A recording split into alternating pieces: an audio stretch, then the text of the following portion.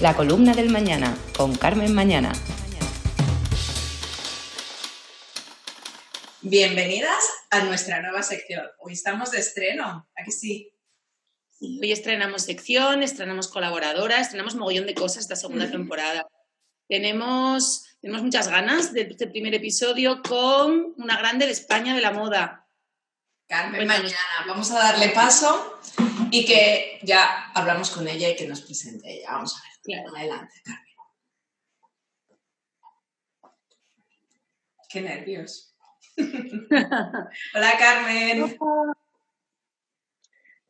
Hola, chicas, ¿qué tal? Muy bien, ¿cómo estás tú? Muy bien, aquí andamos. Estamos de estreno en la columna del mañana, que nos encanta. Tenemos muchísimas ganas de que nos cuentes qué has estado haciendo, qué has estado pensando últimamente. Cuéntanos, ¿de qué va hoy la columna del mañana?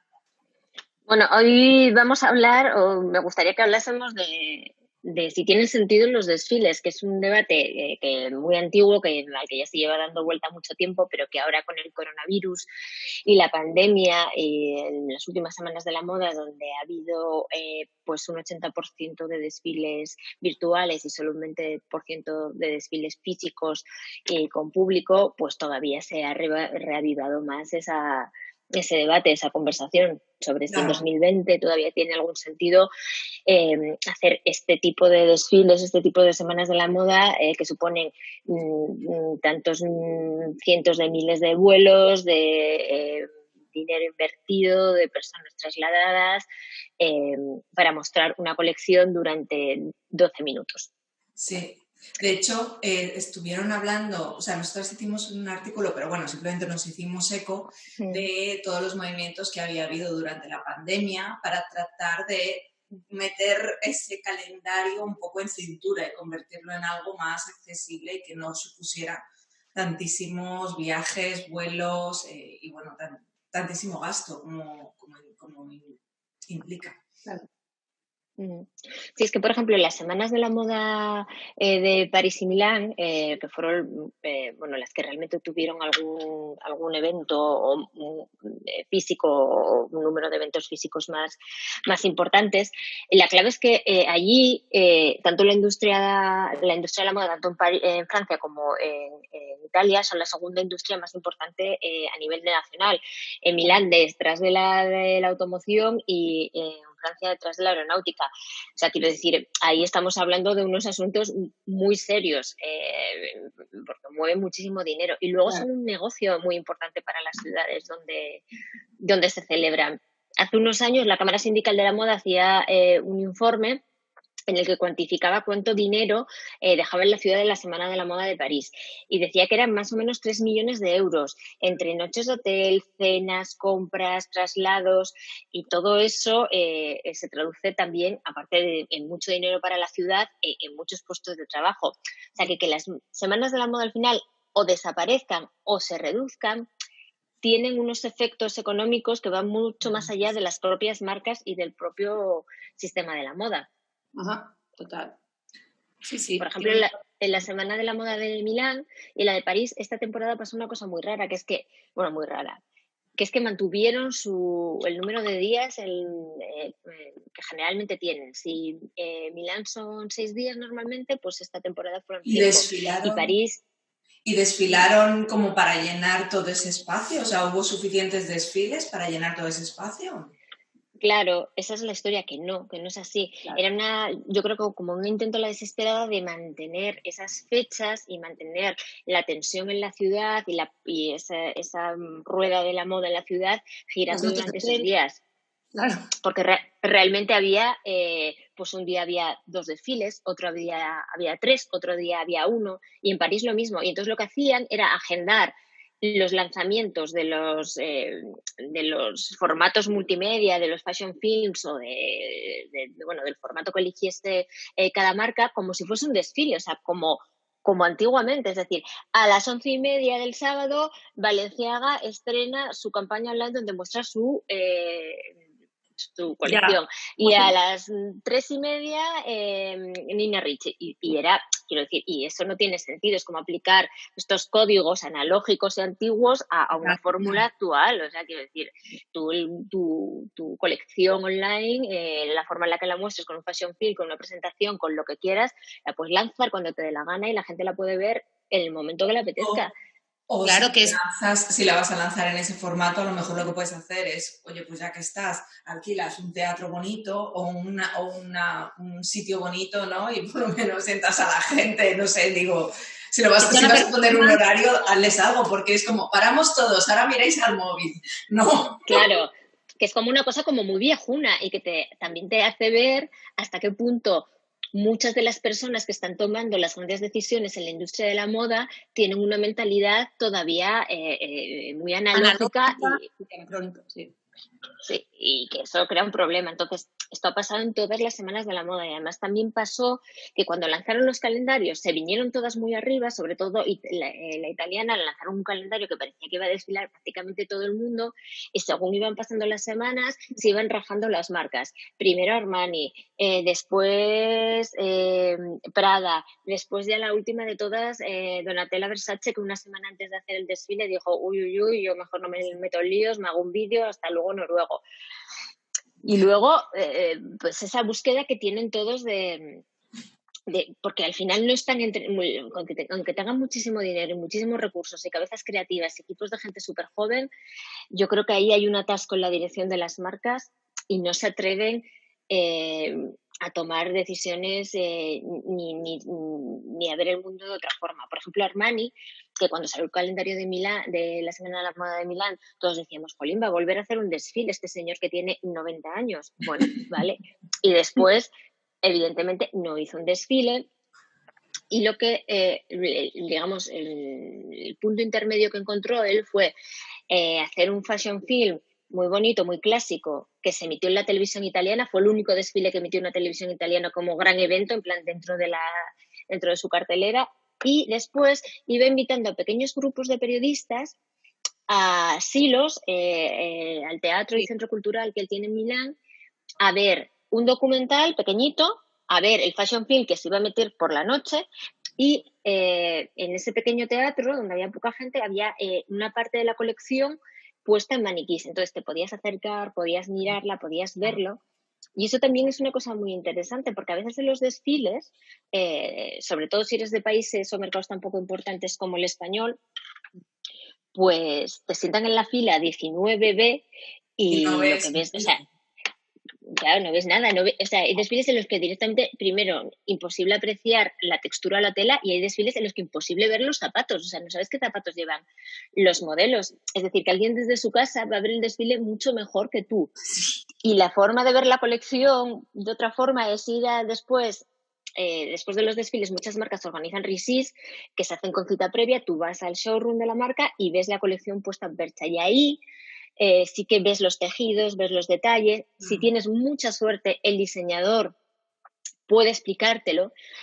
Y, por ejemplo, ahora en las semanas de la moda, que había mucho menos desfiles, que no estaban ni los medios asiáticos, ni los estadounidenses, ni nadie de ninguna editorial de condenadas, y los diseñadores estaban así como un poco pues aburridos. De repente te era muchísimo más fácil conseguir una cita y ir y ver la colección y que el diseñador hablase contigo y te explicase las cosas, y eso era realmente muy rico.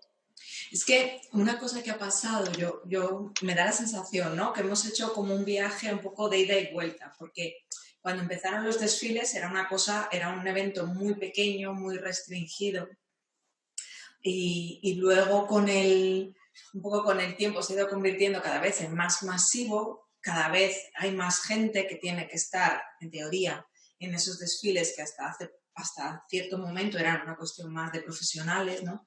Y un poco con esto a lo mejor lo que ha pasado es que se ha hecho la vuelta otra vez a una cosa mucho más pequeña, donde puedes ver, donde puedes apreciar. La cosa es qué van a hacer con ello y si tiene sentido seguir haciéndolo en este formato o si hay que cambiar la presentación o qué se puede hacer, ¿no? Claro, es que también es esa pregunta, ¿no? ¿Para quién son los desfiles? Claro. ¿Son para los profesionales del sector? ¿Son un espectáculo como un festival de música, como un superconciertazo que ya son un show y son para otra gente? Y también otra pregunta que a mí me surgió mucho viendo los formatos online, que ha habido de todo. Ha habido gente que ha hecho pues una cosa un poco para salir del paso, bastante cutre, que dices, ¿cómo es posible con el dinero que tienen? Y luego hay gente que se ha gastado un pastizal. Quiero decir, por ejemplo, Salvatore Ferragamo ha encargado a Guadagnino, el director de Call Me By Your Name, que les hiciese un fashion film que no era precisamente corto, o sea, duraba más de 10 minutos, sobre la colección. Una cosa maravillosa. Pero yo me pregunto, nosotros que somos unas viciosas, puede, pero la gente ve los desfiles online, ve los streamings después, alguien se pone a ver esos fashion films o esos desfiles en streaming después, porque yo doy No sé, clase en el tú lo IED veías. y le pregunté a mis alumnos el otro día, perdona, si habían visto, gente que estudia moda, que se había visto algún desfile en streaming o algún formato multimedia para presentar una colección de esta última temporada, y lo único que habían visto era el desfile de Fenty y de Rihanna. Que está en Netflix. O bueno, no, está en Amazon Prime. Pero, Carmen, realmente antes, o sea, lo de que los alumnos no vean, bueno, es otra cuestión, pero antes tampoco se veía. Quiero decir, cuando los desfiles no se retransmitían y eran puramente un momento físico, ¿no?, en el tiempo, luego lo que tenías es, sí, los últimos años también vídeos, por supuesto, pero fotos. Es decir, ¿cómo me veo yo un desfile en el que no he estado físicamente? Pues viéndome todo, ¿no?, toda la galería de imágenes. Entonces, es como que realmente antes tampoco se llegaba. O sea, la cuestión sería que lo ampliara, ¿no? O sea, que haya algo físico, que pueda haber a lo mejor un grupo más reducido de gente, como decía Patti, pero que a la vez y de una manera un poco más elaborada y mejor pensada pueda llegar a la gente. O sea, ellos no lo ven quién ve ahora el streaming, pero es que quién ve si no los desfiles. Volvemos un poco a tu primera pregunta, ¿para quién son los desfiles? Claro, por eso mismo. Entonces, creo que hay un punto en el que ahora mismo la industria, que además está en un momento de crisis, como no lo ha estado en muchísimos años, ni siquiera en la crisis de finales de los 90, tiene que replantearse hasta qué punto le compensan las cosas. O sea, pensar un poco también en el retorno de la inversión. Si nadie va a ver ese fashion film o un grupo muy pequeño va a ver ese fashion film, te compensa hacer esas cosas porque al final no genera todo el dinero y toda la industria y toda la rueda que genera un desfile, por ejemplo. Sí. No. Dime. Luego digo una opinión que estás hablando tú. Sí. No, porque por ejemplo, cuando hablaba con la diseñadora de Hermès, después del desfile, yo le preguntaba que por qué habían decidido hacerlo. Porque, por ejemplo, Jonathan Anderson para Loewe hizo una videoconferencia después del desfile, porque él siempre después del desfile tiene la deferencia de reunirse con un grupo de periodistas y hablar. Esta vez lo hizo en videoconferencia y fue muy tajante. Dijo, yo lo que no puedo hacer es estar donando pasta a la sanidad pública y al mismo tiempo formar parte del problema, de organizar un desfile donde voy a juntar a gente, donde va a aumentar el riesgo de contagio, porque yo he tenido amigos que han sido afectados muy duramente por el COVID y me parece que no vamos a morir por saltarnos un desfile, que no pasa nada, que la moda es otra cosa, que estamos hoy, que estamos en otro momento y que me parece una cosa innecesaria. Y sin embargo, frente a esa posición, es una posición que defienden muchos diseñadores, la directora creativa de Hermès decía, no, nosotros lo hemos hecho primero porque podemos, así como en un momento de grande francesa, en plan, nosotros no lo podemos permitir. Y en plan, nosotros tenemos la pasta y decía, pero también lo hacemos por todo el sistema de la moda, porque al final, para que si todas las semanas de la moda, todos los eventos fuesen digitales, no tendrían razón de ser, toda la estructura se caería. Y eso supondría repensarlo de una forma muy radical que se llevaría muchas cosas por delante.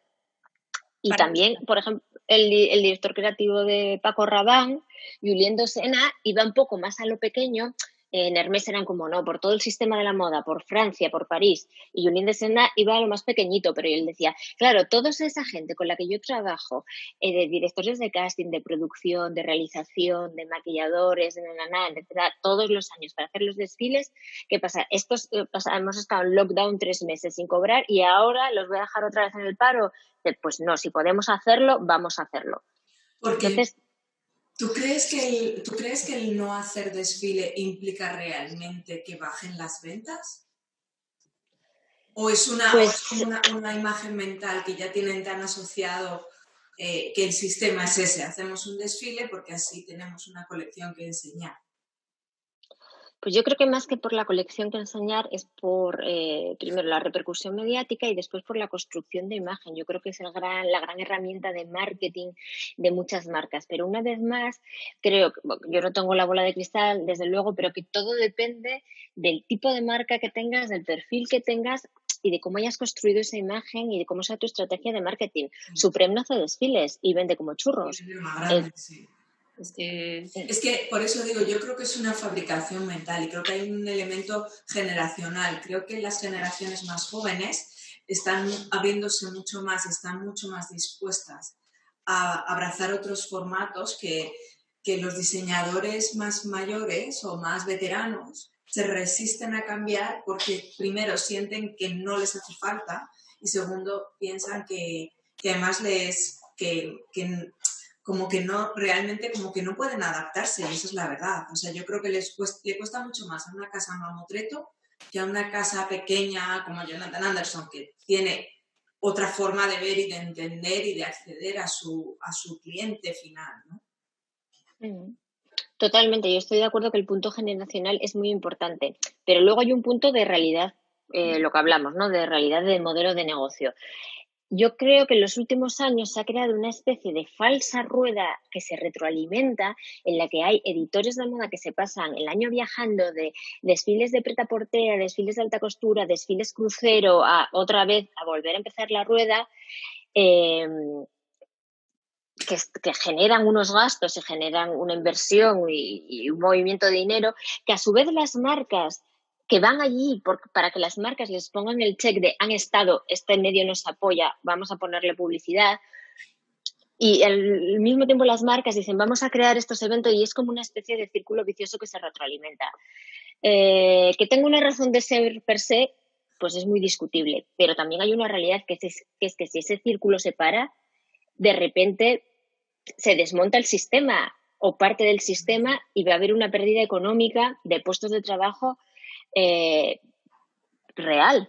Sí. Y estamos en un momento de crisis. Entonces, creamos este sistema un poco, o sea, intentamos continuar este sistema un tanto artificial o muy artificial, que se ha creado de una forma un tanto endogámica. Yo que hago desfiles para que tú vayas y tú vas para que yo vea que vas y al final la ropa se queda en algún sitio. O partimos la baraja y esto sirve para hacer otra cosa un poco más racional, y habrá marcas para las que sea muy útil hacerlo y otras para las que no sea útil hacerlo y no pase nada porque salgan de ese camino, ¿no? Sí. Yo creo que ese es un poco el momento en el que estamos, en ese punto de inflexión en el que se va a ver si que todo cambia para que todo siga igual y dentro de un año todas las marcas siguen invirtiendo lo más grande y gastando en viajes, en aviones y tal para seguir haciendo unos desfiles, o realmente cada marca empieza a buscar un poco el camino que le funcione y que le compensa. Claro. ¿Tú qué podría ser no que sea todo tan de una única manera, ¿no? Que es un momento también para abrazar, porque tú decías antes, ¿no? Un ejemplo de un fashion film súper bonito, largo, tal, eso ya ocurría, el fashion film lleva mucho tiempo ocurriendo, o sea, es un poco un momento, ¿no? Hasta dónde habíamos llegado hasta ahora, cuáles son los pasos que se pueden dar ahora sin que sea más catástrofe aún. Uh-huh. Es muy, sí, probablemente un poco de todo, ¿no? Sobre todo en los primeros tiempos va a ocurrir una miscelánea de esto, ¿no? De marcas que lo hacen de una manera más conservadora, de marcas que apuestan, que lo hacen bien. Me imagino que tras lo que dices tú, lo que has explicado, ¿no? Por no perder toda la inversión y todo lo que se mueve alrededor de ese propio evento, o la gente que está implicada en los procesos de producción, de comunicación. Pero también yo creo que a veces las marcas de lujo, además de la parte generacional y de la edad y de los directivos y cómo se enfoque, tienen como esa cosa de su cliente, ¿no? Que a lo mejor un poco una visión, no digo poco madura, pero como que piensan que el cliente al que van no va a aguantar ese cambio o no lo va a aceptar, y entonces también eso les hace ser más conservadores y más inmovilistas. No sé, sí, es un buen cóctel. Bueno, yo creo que nos esperan eso, pues unos momentos raros y de incertidumbre, pero desde luego, de eso no cabe duda, muy interesantes de analizar. Pues totalmente, eso sí. Qué guay. Pues muchísimas gracias, Carmen. Muchísimas gracias a vosotras, que ha sido un placer. Bien. Pues damos la columna del mañana por inaugurada. ¡Venga! Nos vamos a ver dentro de un mes y después dentro de otro mes, ¿vale? Que nos va a traer... Perfecto. Cuídate mucho, Carmen. Millón de Un beso, mil gracias. Hasta luego. Chao.